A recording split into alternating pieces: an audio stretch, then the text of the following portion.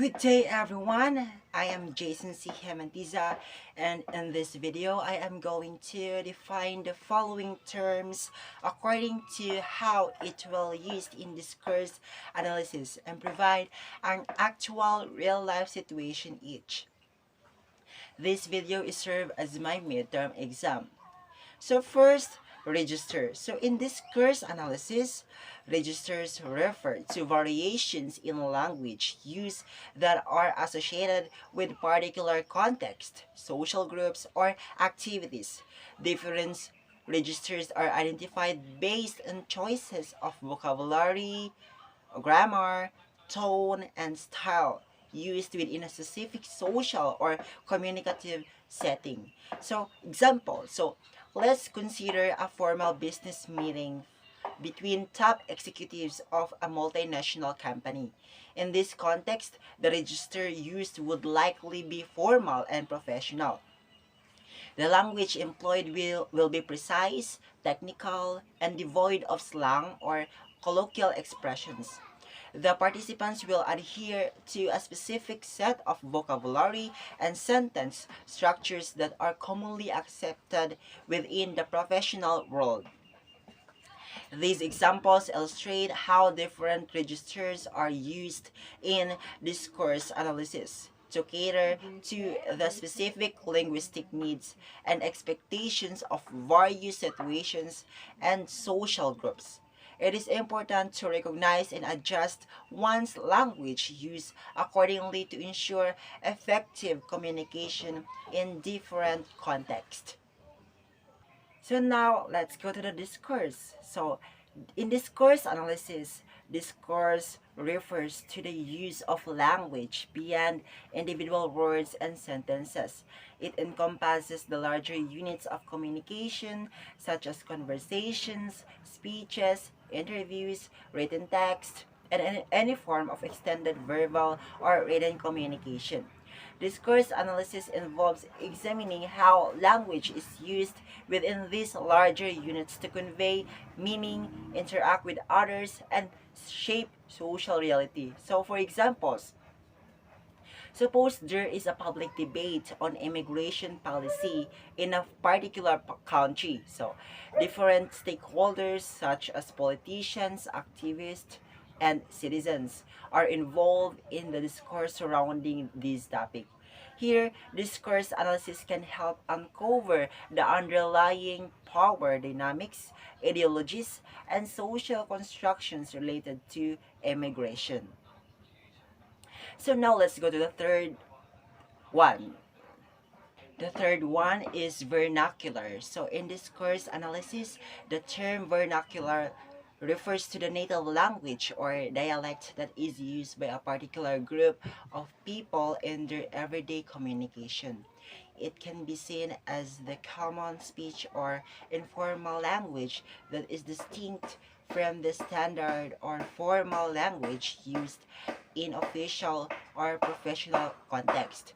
So examples of vernacular language can vary based on different regions, cultures, and social groups. So the examples are, so consider a group of friends from a specific cultural or regional background engaging in a casual conversation at a social gathering. In this situation, the friends are likely to use vernacular language to communicate with each other.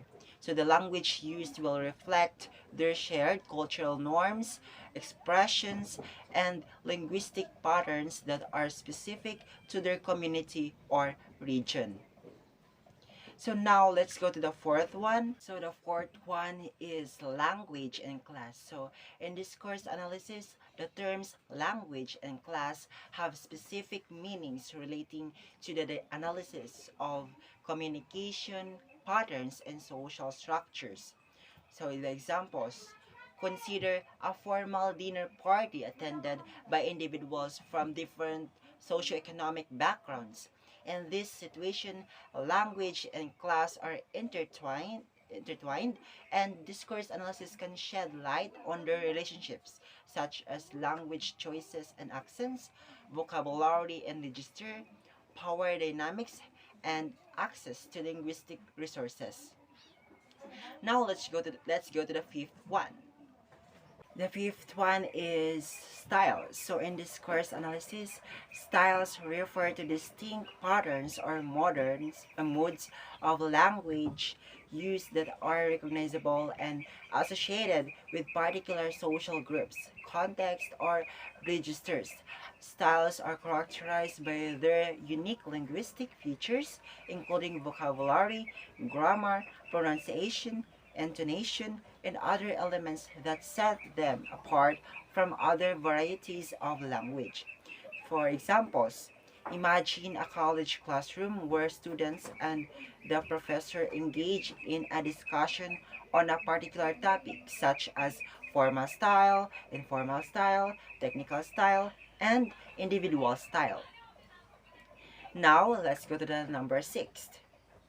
So, number six, it is perspectives. So in discourse analysis, perspectives refer to the viewpoints, beliefs, attitudes, and ideologies that individuals or groups bring to a particular discourse or communication situation. Perspectives shape how individuals interpret and make meanings of text, conversation, or any form of communication. They influence the selection of information, the framing of arguments, and the overall understanding of a given topic or issue. For example, consider a public debate on climate change. So various stakeholders, including scientists, policymakers, activists, and industry representatives, participate in a discourse surrounding these topics. Each stakeholder brings their own perspective, which influences their language use and argumentation, such as scientific perspective, policy perspective, activist perspective, and industry perspective. So now let's go to the number seven. Number seven, it is stylistics. So in discourse analysis, stylistics refers to the study of linguistic and literary techniques used to create effective and impactful communication. It focuses on the analysis of language choices and literary devices employed in text to examine their aesthetic and communicative effects. Stylistics involves examining the patterns of language use, such as figurative language, rhetorical devices, sentence structures, and word choices to understand how they contribute to the overall meaning and impact of a text. Example, let's consider a political speech delivered by a political leader during an election campaign. A stylistic analysis of such a speech would involve examining various linguistic devices employed by the speaker to persuade and engage the audience. So now let's go to the number 8. So number 8, it's jargon. So in discourse analysis, jargon refers to specialized terminology or technical language that is specific to a particular field, profession, or community. Jargon is characterized by words or phrases that are not commonly understood outside of that specific domain and can often be seen as a form of shorthand communication within that group. For example, consider a conversation among medical professionals in a hospital setting. They might use medical jargon to efficiently communicate complex ideas without having to explain each term in detail. Let's go to the number 9. So number 9, it is social language. So in discourse analysis, social language refers to the linguistics codes, norms, and conventions used by individuals or groups within a particular social context or community. It encompasses the language varieties, registers, vocabulary, and discourse patterns that are specific to different social groups or situations. Social language reflects the social identity, cultural practices, and shared experiences of a community. For example, consider a conversation among friends at a casual gathering. So in this conversation, social language is used to establish rapport, express familiarity, and create a friendly atmosphere. So now, let's go to the number 10. Number 10, it is idiolects. So in discourse analysis, idiolects refers to the individual language patterns and linguistic choices unique to a specific person or speaker. It is the way an individual uses language that reflects their personal background, experiences, social identity, and ideologies. Idiolects can encompass various aspects of language, including vocabulary, syntax, pronunciation, and use of idiomatic expressions. So example, consider a conversation between two friends, Sarah and Mark. So in this conversation, both Sarah and Mark exhibit unique idiolects. So now let's go to the number 11. So number 11, how relevant it scores in your life as a student, as a son or daughter, and as a friend. So in this course, as a student, this course plays a critical role in various aspects of academic life. It encompasses interactions with teachers, classmates, and educational materials. Effective discourse enables students to engage in meaningful discussions, collaborate with others, present ideas, and seek clarification. It helps in comprehending and analyzing complex concepts, developing critical thinking skills, and learning from diverse perspectives. As a son, in the context of family relationships, discourse is essential for communication, understanding, and maintaining healthy interactions. It involves conversation, negotiations, and expressions of emotions and opinions within the family unit. Effective discourse allows for clear and respectful communication, which fosters strong relationships, resolves conflicts, and creates a supportive environment for growth and development. So, as a friend, friendships rely on discourse to establish and maintain connections. Discourse among friends involves sharing experiences, offering support, discussing interest, and engaging in social activities. Friendships open benefits from open and honest communication, active listening and empathy and understanding. Positive discourse strengthens bonds, promotes mutual growth, and fosters a sense of belonging and companionship.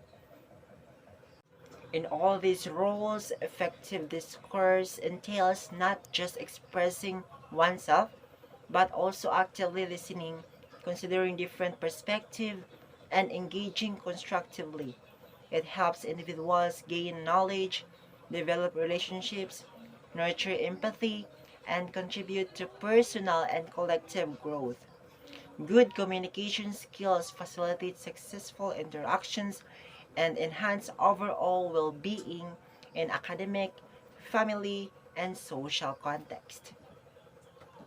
Now let's go to the number 12. So number 12, can you see the direction that this course or subject leads in your future career as an educator? Tell me about your perception. So for me, stylistics and discourse analysis are valuable tools for educators as they provide a deeper understanding of language and communication. By studying these fields, educators can enhance their ability to analyze and interpret various text and spoken discourse, enabling them to teach language skills more effectively.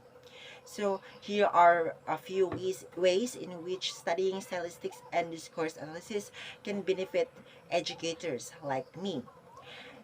Improve language teaching. So stylistics and discourse analysis help educators understand language at a nuanced level. This knowledge can be directly applied in language teaching, enabling educators to teach grammar, vocabulary, and pronunciation in a more engaging and meaningful manner. Enhance critical thinking skills. By studying stylistics and discourse analysis, educators develop the ability to analyze text and discourse critically. This skill can be transferred to students, fostering their critical thinking abilities and helping them to become more discerning readers and listeners. Effective communication instruction. So, stylistics and discourse analysis provide insights into how language is used to convey meaning, persuasion, and subtle nuances. Educators can use this knowledge to teach effective communication skills, including public speaking, persuasive writing, and negotiation skills. Cultural sensitivity. So, stylistics and discourse analysis help educators to recognize cultural nuances embedded in language use. This knowledge enables educators to create an inclusive learning environment that respects and celebrates diversity while avoiding potential misunderstanding or offensive use of language. Next, literary analysis. So, stylistics is particularly relevant for the study of literature. By understanding the linguistic techniques used in literary text, educators can help students delve deeper into the meaning and impact of literary words. In conclusion, studying stylistics and discourse analysis can provide educators with valuable tools to improve language teaching, enhance critical thinking skills, teach effective communication, foster cultural sensitivity, and facilitate literary analysis. Incorporating these fields into an educator's skills set can greatly enrich their teaching practice and benefit their students. That's all for today's everyone. Have a great day. God bless you all.